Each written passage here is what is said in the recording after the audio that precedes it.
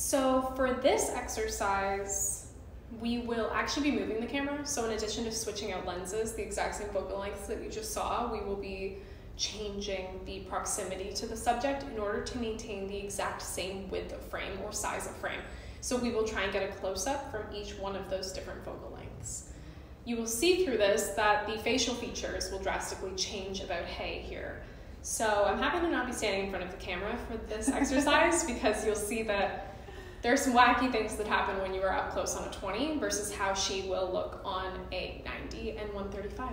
So now that we're back on a 50 and about 6.5 feet away now, we're a little bit closer and there's something I want you to notice.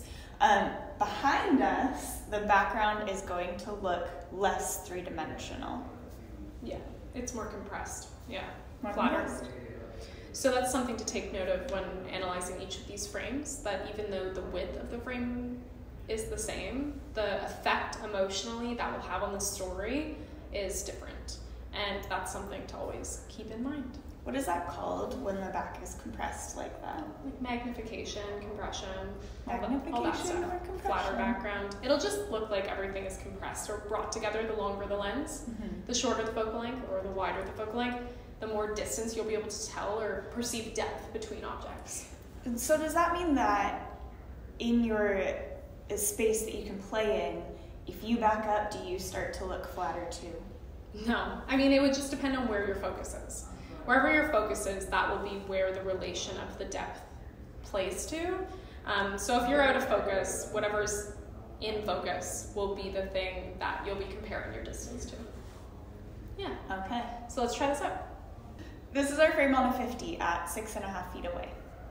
So we've moved to a 32mm frame, and even though the width of the frame is the same, the camera has had to move to 3 feet instead of the 6.5 feet we were at before.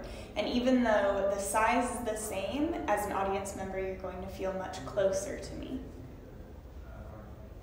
So now we're on a 21mm lens. You can see that there have been some dramatic changes in my face. And Indy, how close are we right now? We're almost 2 feet. We're 2 feet away. This feels very close for me, but as you can tell, we've maintained the same shape and size of frame. We're on a 90, and you're 9 feet away from me, but the size of the frame looks the same. We're on a 135 now, and you are 13 feet away. We've had to move the camera so far back to maintain the size of this frame. So you've seen that we've been able to maintain a close-up on all of these lenses, but they all have a different feel. And that's why it's important to not just understand the concept of, oh, they're putting on a 35, that must mean it's a close-up, or that must mean it's a wide if it's a 20.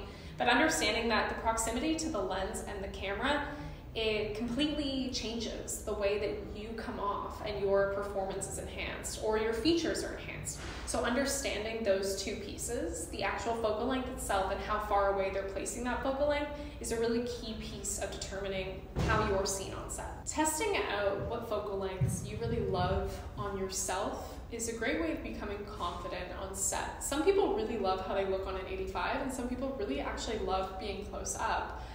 Finding out what kind of side of your face you like the best or what features are your favorite are a really interesting way of, even if you're not on set but doing like audition tapes, knowing how to shoot yourself on those lenses. You can maintain the same frame size you technically need, but you can cheat by enhancing or reducing the characteristics that you want based off of the part or the role that you are trying to audition for. So figure out what focal lengths look best on you and use those to your advantage.